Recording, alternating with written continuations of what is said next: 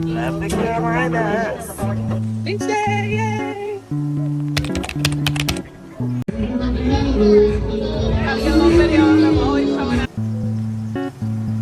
No, there's one right there.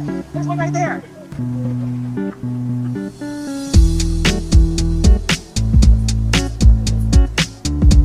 They were ready for you to come back in.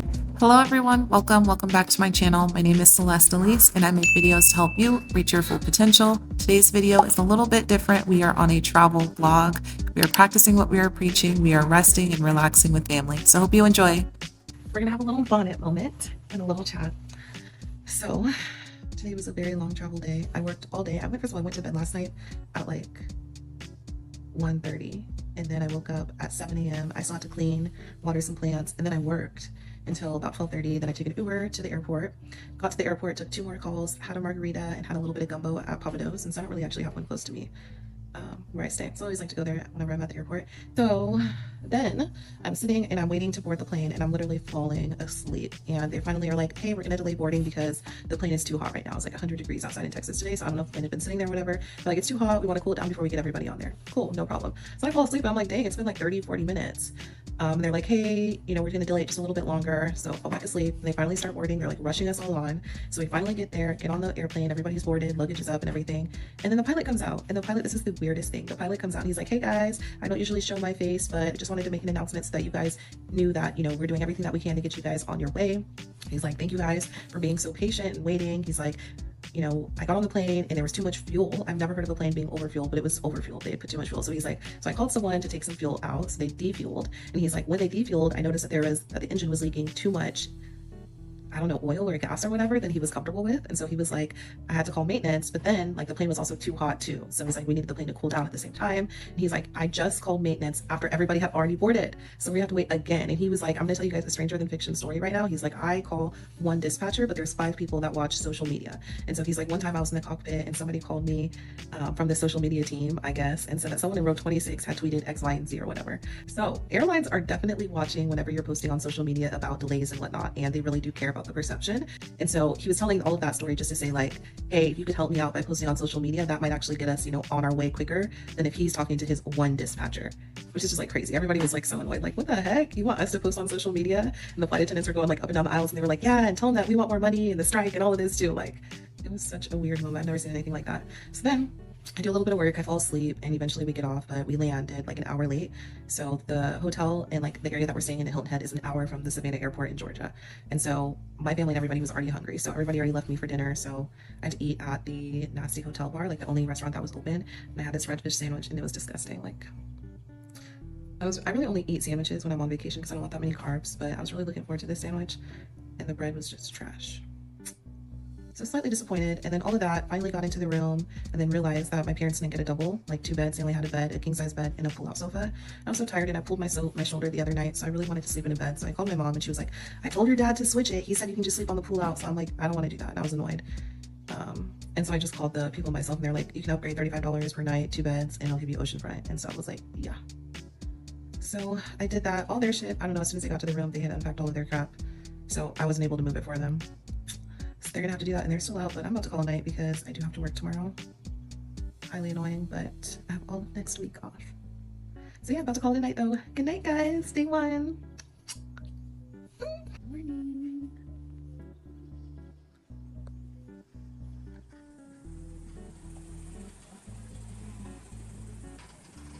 Beach day, yay! It's many ideas. It is.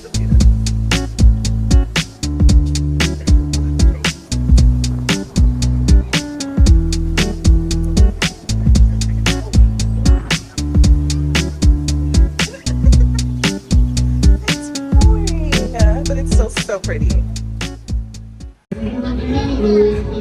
get a little video of them always coming out. You're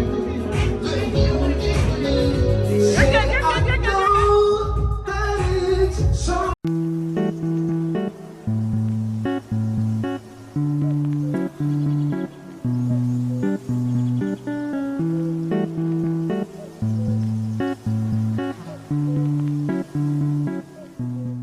Savannah didn't get the story. Like, they the story that Atlanta grew up. previous subjects were not playing it by the time they got to Atlanta. And I think they turned Atlanta down because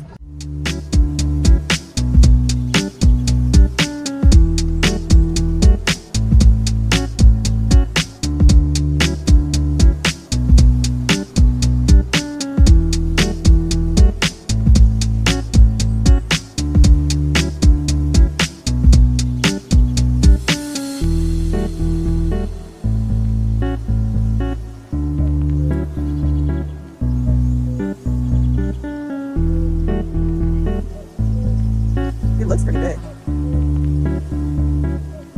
What was that? Scare me. Come up here and snatch us.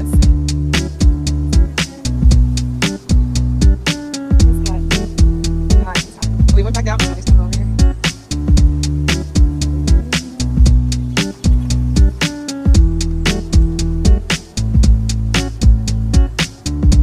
No, there's one right there. There's one right there. You see it? Is that a lot?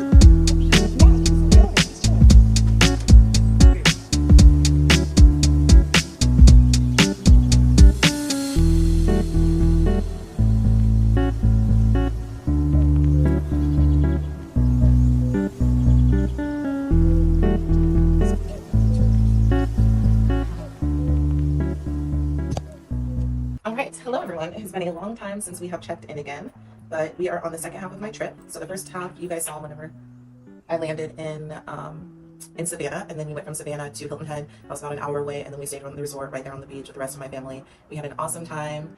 A couple instances, you know, I'll share a couple clips just so you guys can see like the full experience of what Hilton Head is. But overall, we had a really good time. I won the table on spades, so shout out to that.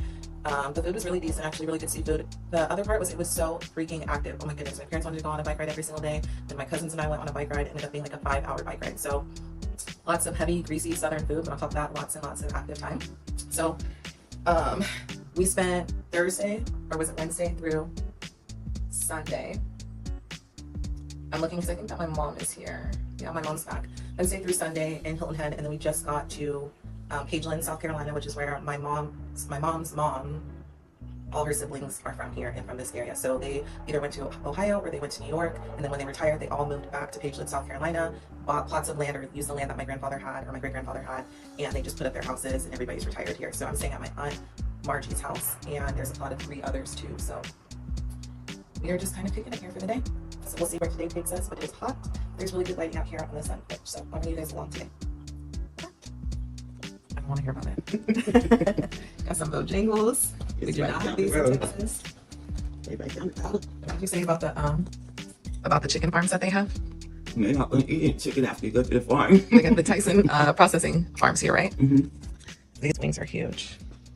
But oh well, they're gonna be good. Mm-hmm. So we just arrived at Rocky Branch Church, and this is where my great-grandmother is laid to rest. My mom wanted to come see, so we just drove up to the church.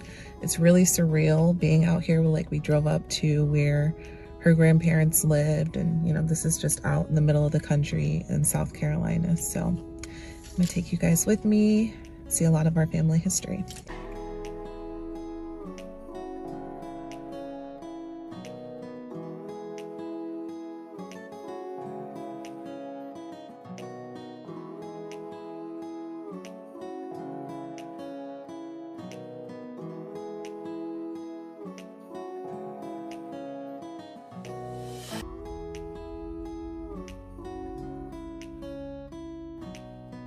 Yesterday we went to the cemetery where my great-great-grandparents are buried.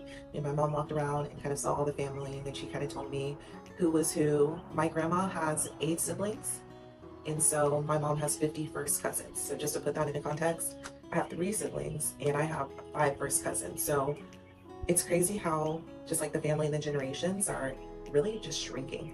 I was just thinking about that, but something to really think about. I don't know, it's interesting because I never really thought, like, I'm not in a rush for marriage or kids or anything like that, but it is something about legacy. And then another aspect of that too is just like the way that my aunts and my uncles and my grandparents have all retired, like for them to just live out in the country, and the life is so slow. Like half the people in this town, probably more than half, are all family. Everybody has their own beautiful sunroom like I'm sitting in. Everybody has their beautiful garden. Everybody is very active. My Aunt Margie was up yesterday to go work at the food bank. This morning she got up at 6 a.m. to go trim the hedges at the local church because they're having homecoming next week. So, you know, life is just really about giving back and staying moving and staying close to nature. Everybody's got their great plants and everything, and then staying close to family. So it's just interesting to be out here and just see it, you know, the country lifestyle. Yesterday we spent more than half the day on the front porch, just literally sitting in rocking chairs, talking about nature and snakes and squirrels and birds and pests, all of the different things about life out here in the country. So very interesting. I think we're gonna go see some more family, and literally all we're here to do is just sit around, catch up with family, share stories, and eat some good food. That's about it, and I'm not mad about it. I sat out this morning and I had my coffee on the porch, and I just listened to the birds sing their song and all of the cicadas and everything. So it's been really nice. It's interesting reflections on just life outside of the city. You know, it's nice when you don't have to do anything. Ultimately, what we're all working for is retirement so that we can have our time to rest and build our family up until that point. So it's just really nice to be around people that are in that phase of life and see what they're experiencing and see how they're living. It just puts it all back into perspective because it's really not all that serious at the end of the day. So yeah, we'll catch up maybe later or tomorrow. Aww. Hey, look at it. You never been washed. You know, It's in the red thing. Got it under there. Got a red spot. you know what I'm saying?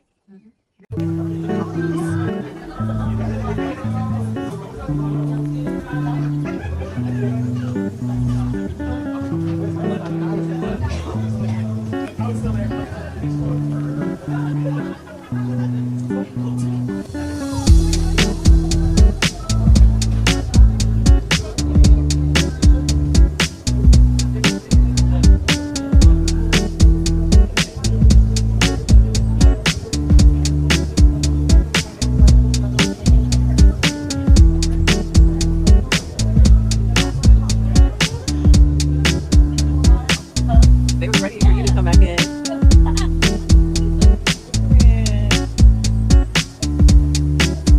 So we got the Bojangles peach cobbler, and then we got from the ice cream shop the Blondie sundae, and I mixed both with ice cream on top. We got to go in and sit and eat this on the porch, but it looks so good, y'all. So good. Vacation meal. We had a good trip. We are finally headed home. Love the Carolinas. Yeah.